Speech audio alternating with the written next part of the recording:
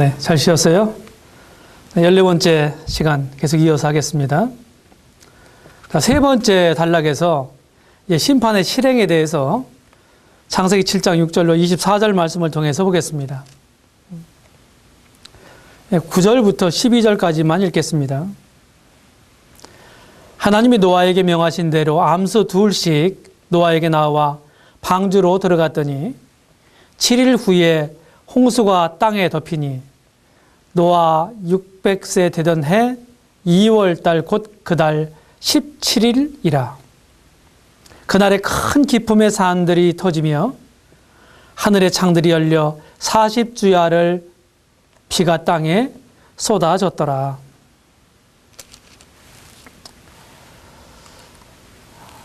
하나님께서 심판을 결행하십니다.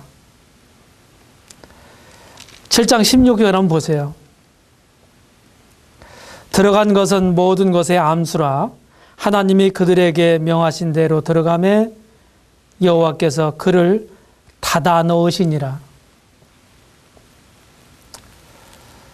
방주 안으로 들어가야만 생존할 수가 있었습니다. 이제 최후의 순간, 그 순간에 하나님이 방주 문을 닫아 놓으셨습니다. 이제 물의 넘침으로 죄악이 관영한 이 세상을 심판하십니다. 죄악이 관영한 세상을 물로 심판하시는 것입니다. 강우 기간이 40주야였습니다.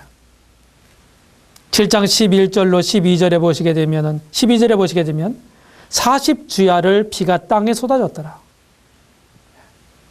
그 기간을 포함해서 물이 이 땅에 창이란 기간이 24절에 보게 되면 150일이었습니다. 물이 150일을 땅에 창이라 했더라. 이 물이 또 150일 동안 감했습니다. 8장 3절에 보시게 되면 물이 땅에서 물러가고 점점 물러가서 150일 후에 감하고 라고 말씀하고 있습니다. 이 홍수의 증거들이 전설속에만 있는 것이 아니라 과학적으로도 증명되고 있습니다. 미국의 유타 박사가 1972년 석탄은 단시간 내에 목재로부터 형성된다는 사실을 실험을 통해 증명했습니다. 다시 말하면 노아 당시에 아열대의 아주 무성한 수림이 홍수 당시에 엄청난 열과 압력에 의해서 석탄이 되었다는 것이 증명된 것입니다. 점진적으로 서서히 침식과 풍화작용에 의해서 생물이 묻히고 그렇게 해서 화석이 됐다고 하는 이런 것들이 진화론적인 입장입니다. 그러나 그렇게 해서 화석이 만들어지지 않습니다. 순간적인 고압과 고열에 의해서 만들어지는 것입니다. 뿐만 아니라 고고학적으로 터키와 러시아의 국경에 있는 5160m의 고산인 아라랏산이 있습니다. 그 아라랏산에 방주가 머물렀다고 말씀하고 있죠. 그곳은 만년설로 덮여 있는 곳입니다. 그런데 최근 지구온난화로 인해서 노아 방주가 만년설의 해빙으로 드러났음이 중앙일보 2004년 5월 7일자 17면 기사에서 보도가 됐습니다. 이런 것만이 아니죠. 1974년 4월 11일자 스포츠 신문에서 나사 인공위성 사진이 분석을 해봤는데 아라랏산 산 꼭대기에 얼음 속에 노아 방주가 있다고 하는 사실을 보도했습니다. 그렇다고 한다면 이 심판의 결과는 어떠한 것입니까? 21절부터 24절, 3절까지 보시면 땅 위에 움직이는 생물이 다 죽었으니 곧 새와 육축구와 들짐승과 땅에 기는 모든 것과 모든 사람이라 육지에 있어 코로 생물의 기식을 호흡하는 것은 다 죽었더라. 지면의 모든 생물을 쓸어버리시니 곧 사람과 짐승과 기는 것과 공중의 새까지라. 이들은 땅에서 쓸어버림을 당하였으되 홀로 노아와 그와 함께 방주에 있던 자만 남았더라. 이것이 심판의 결과입니다. 다 죽었더라. 여기 창세기 7장 21절에서 말씀하고 있습니다. 다 죽었더라. 23절 상반절에 보게 되면 지면의 모든 생물을 쓸어버리셨다. 모든 사람이 죽임을 당했습니다. 모든 동물이 22절에 보게 되면 죽임을 당했습니다.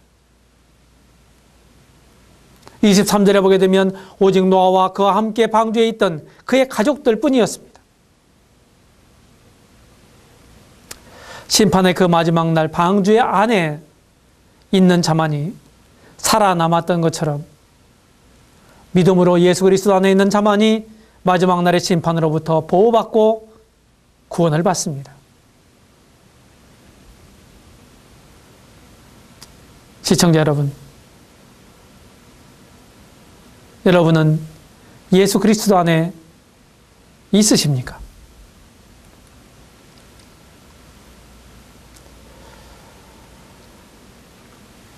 이제 네 번째 단락에서 심판의 종결에 대해서 말씀하십니다. 하나님이 이제 비가 그치게 하십니다.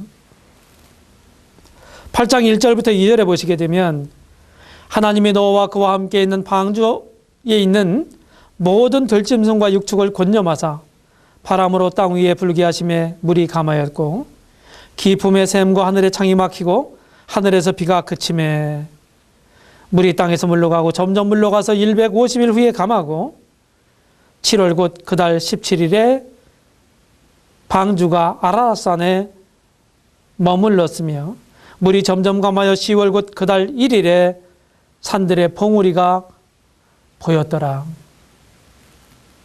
이렇게 말씀하고 있죠. 하나님은 은혜롭게도 기품의 샘들을 막으십니다. 또한 하늘의 창을 막으십니다.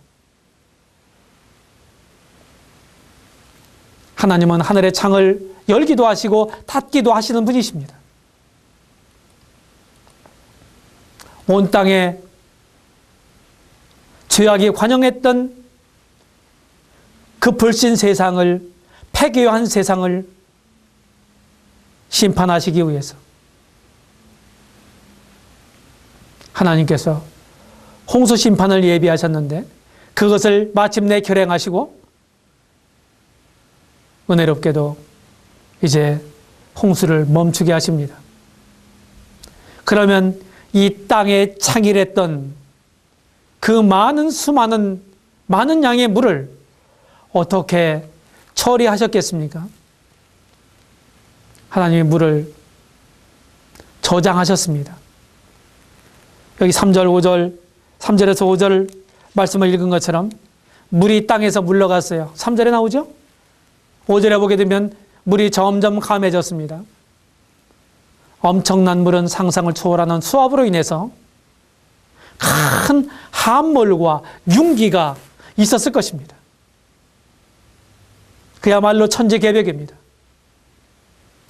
크게 함몰된 부분을 해구라고 하죠. 한번 생각해 보십시오. 땅들의 샘이 터졌습니다. 그러면은 그 지하수가 땅속에 있던 물들이 전부 솟구쳐 올랐어요. 지상으로. 그런 물이 있었던 그 지하 물탱크는 텅 비어 있게 됐을 것입니다. 공동현상이 일어났죠. 그러면 그 엄청난 많은 양의 물의 수압으로의 압력으로 인해서 그곳은 연약 지반이 됐을 것이고 그 수압에 이기지 못해서 함몰되었을 것입니다. 이런 부분을 우리는 해구라고 말합니다. 이곳이 물의 저장소가 됐습니다.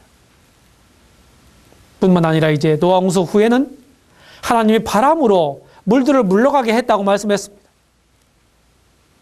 바람이 왜 생깁니까?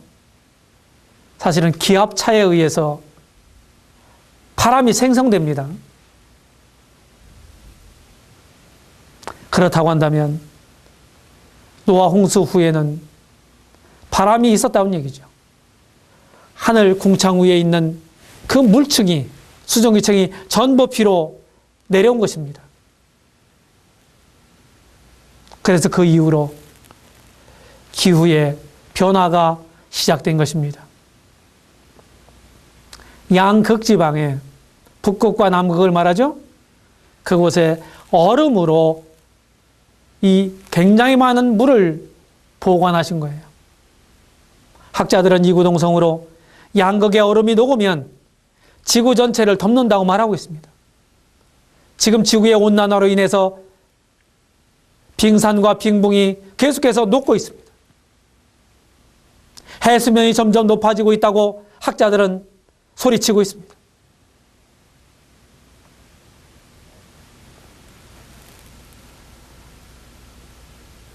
이제 궁창 위의 물이 다 내려왔기 때문에 수증기층이 사라졌기 때문에 지구의 온실 효과는 사라졌고 이 때문에 추나 추동이 생기게 되었습니다.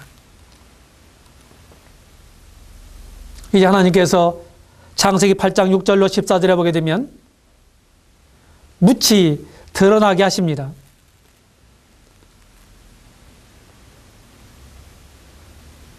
(40일을) 지나서 노아가 그 방주에 지은 창을 열고, 창은 위로 났다고 그랬죠. 까마귀를 내어놓음에 까마귀가 물이 땅에서 마르기까지 날아 왕래했다. 그가 또 비둘기를 내어놓아 지면의 물이 감한 여부를 알고자 하며 온 지면에 물이 있으므로 비둘기가 접촉할 곳을 찾지 못하고 방주로 돌아와 그에게로 오는지라. 그가 손을 내밀어 방주 속 자기에게로 받아들이고 또 7일을 기다려 다시 비둘기를 방주에서 내어놓음에 저녁 때에 비둘기가 그에게로 돌아왔는데 그 잎에 감람 새 잎사귀가 있는지라. 이에 노아가 땅에 물이 감한 줄 알았으며. 하나님 묻이 이제 드러나게 하셨어요.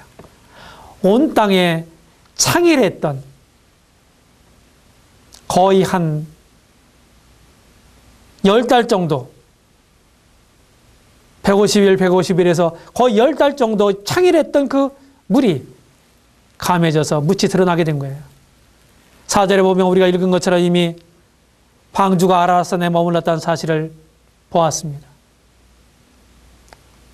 우리 이미 읽은 말씀처럼 노아는 물이 감한 여부를 알고자 해서 까마귀와 비둘기를 이용하죠. 첫 번째 까마귀를 내보내니까 돌아오지 않았어요. 그 다음에 비둘기를 내보내니까 다시 머물 곳이 없어서 돌아왔습니다. 두 번째 비둘기를 또 내놓으니까 감람 새 잎사귀를 물고 돌아왔어요. 그래서 물이 감한 줄 알았습니다. 그리고 한동안 후에 땅이 말랐습니다.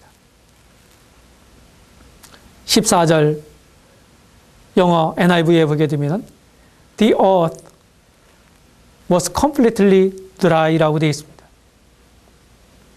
물이 말랐어요. 이제. 완전히 말랐습니다. 하나님의 물로 인한 심판이 종결된 것입니다. BKC 주석을 엘렌 로스가 쓴 BK 주석 창세기를 제가 참조를 했는데요. 홍수 일지를 한번 보겠습니다. 노아가 이제 방주에 들어가고 7일 후에 비가 내리기 시작했어요. 방주 안에서 7일간 비를 기다렸습니다. 그때가 언제냐면 2월 10일이었습니다. 창세기 7장 7절로 9절에서 말씀하고 있죠. 7일 후에 비가 내렸어요. 그것은 2월 17일 날 비가 내리기 시작했다고 성경에 명시되어 있어요. 그런 다음에 40일 후에 비가 그칩니다.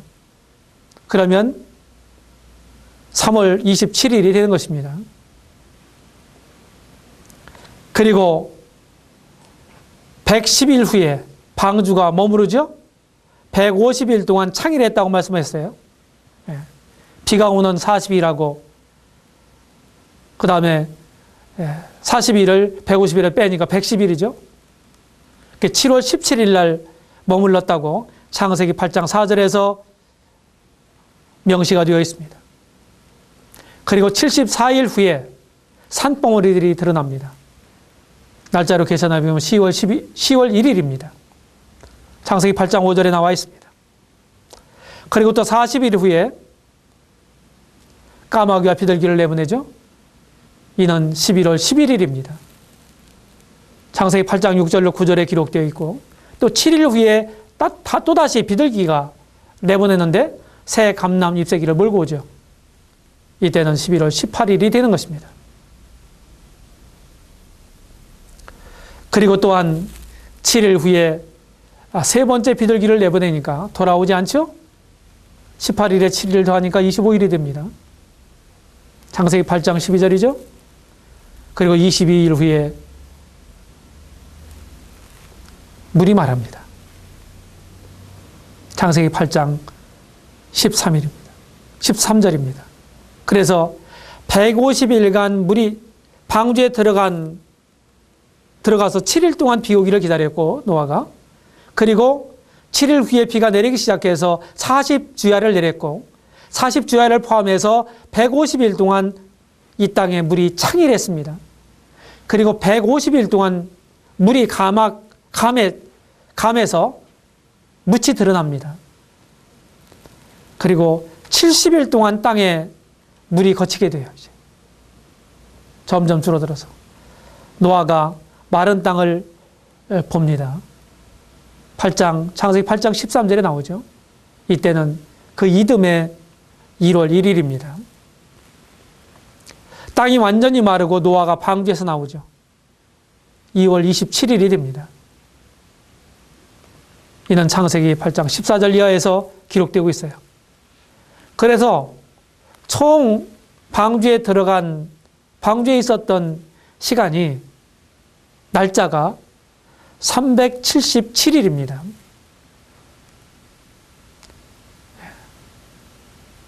성경의 연력은 음력을 사용하고 있습니다.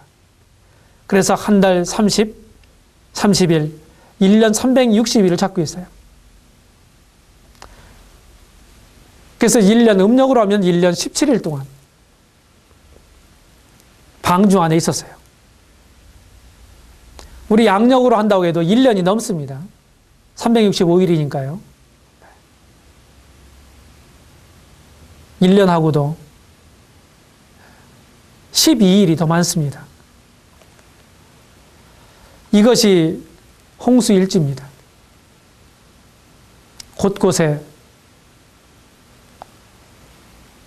홍수 흔적들이 지구상에 지금도 남아있어요. 특별히 미국 중부 내륙의 사막에 가면 아름드리 나무들이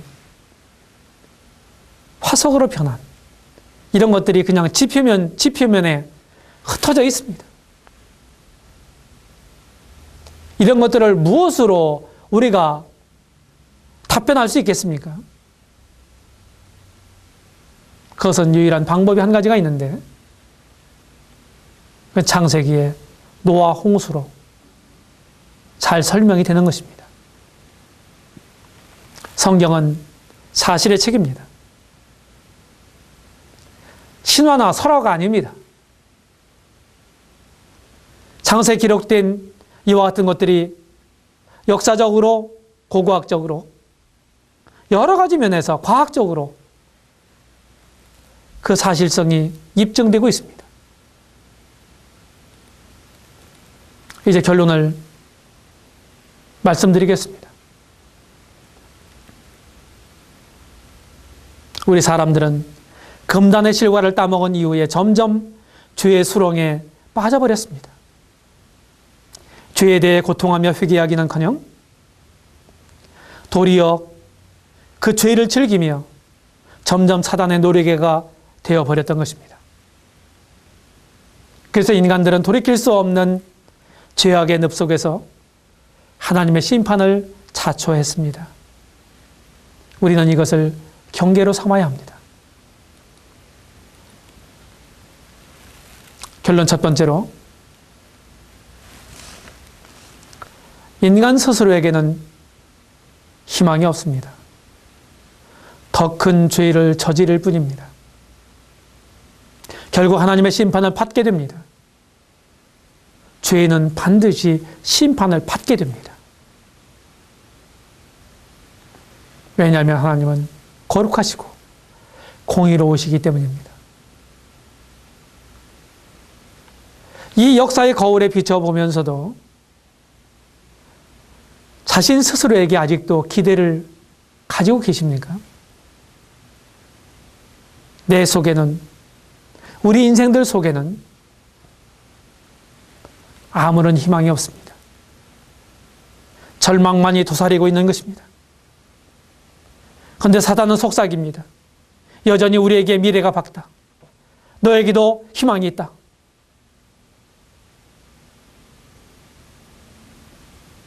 우리 인생들이 진정으로 희망을 갖고 밝은 미래를 꿈꾸기 위해서는 하나님이 필요합니다.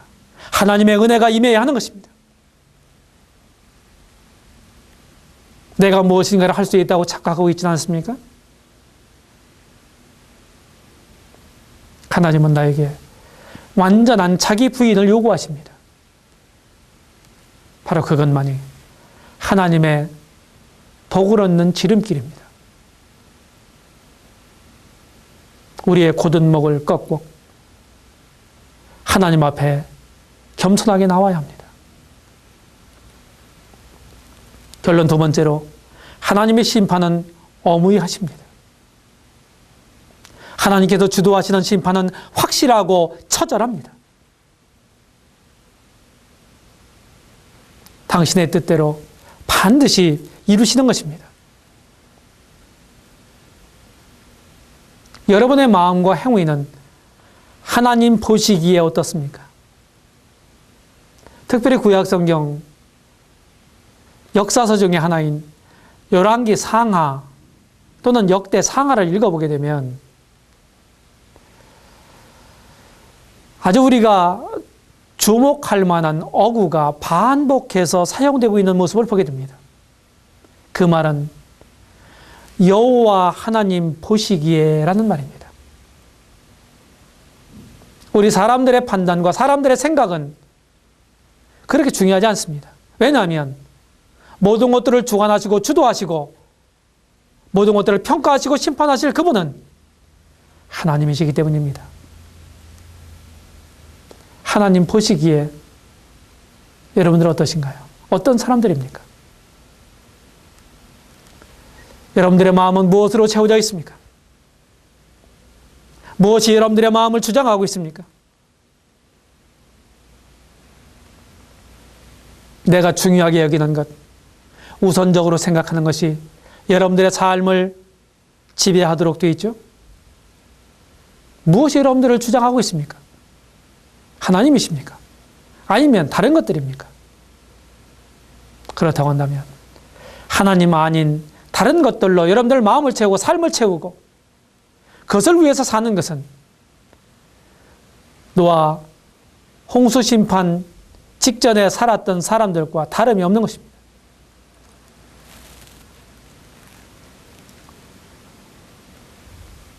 결론 세 번째로, 하나님은 진노 중이라도 긍휼을 잊지 않으십니다. 하나님께서 노아에게 은혜를 베푸셨어요. 그리고 그를 권념하셨습니다. 하나님은 노아를 통해 인류를 권고하셨고 그를 통해서 새로운 경륜을 시작하셨습니다. 하나님은 아무리 어두운 시대에도 당신을 위해서 신실한 사람들을 남겨두셨습니다. 여러분, 스스로에게 한번 질문해 보십시오. 나는 하나님을 위한 소수의 잔존자인가? 나의 생애를 통해 하나님의 뜻이 성취되고 있는가? 여러분, 우리 모두 하나님의 은혜를 덧입고 하나님과 동행하면서 하나님의 뜻을 이루는 도구가 되지 않겠습니까?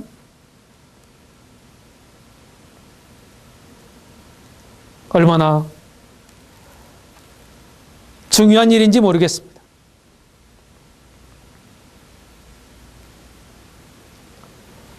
하나님은 진노 중에라도 긍휼을 잊지 않는 분이다. 하나님은 저주를 돌이키사 복이 되게 하시는 분입니다. 슬픔 중에서도 춤이 되게 하시는 분이세요. 저는 이런 말들을 좋아합니다. 얼마나 감사한 하나님이십니까? 하나님은 당신의 욕심을 채우기 위해서 여러분들을 부르시지 않습니다. 여러분들을 노예로 종으로 섬기게 하기 위해서 하나님은 그렇게 하시지 않아요. 하나님이 우리 사람들처럼 나처럼 그런 분이 아니십니다. 하나님은 선하신 분이십니다. 그분의 생각하심이 선하고 그분의 말씀이 선하고 그분의 모든 계획이 선하고 그분의 모든 행위가 선하십니다. 그 선이 여러분들을 가장 행복한 삶으로 인도하시는 것입니다. 세상에 참으로 여러분을 나를 위한, 나만을 생각하는, 나만을 위하는 사람이 있습니까? 함께 생애 반려를 만나서 가정을 이루어서 살아가죠. 그렇게 죽고 못 사는 이런 부부도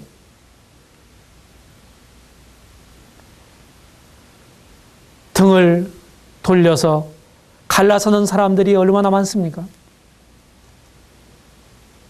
상대방을 위해서 서로 배려하고 상대방을 섬긴다고 서약했으면서도 우리는 나 자신의 욕심과 생각 때문에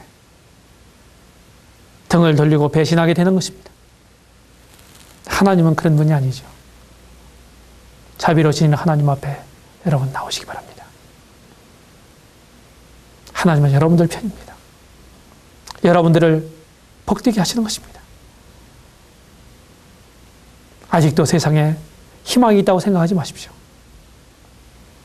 하나님은 우리를 통해서 당신의 뜻을 이루시고 그 속에서 우리가 가장 큰 행복과 삶의 의미와 가치를 발견하고 소유하고 누리게 하시는 분이십니다. 이분 앞으로 오십시오.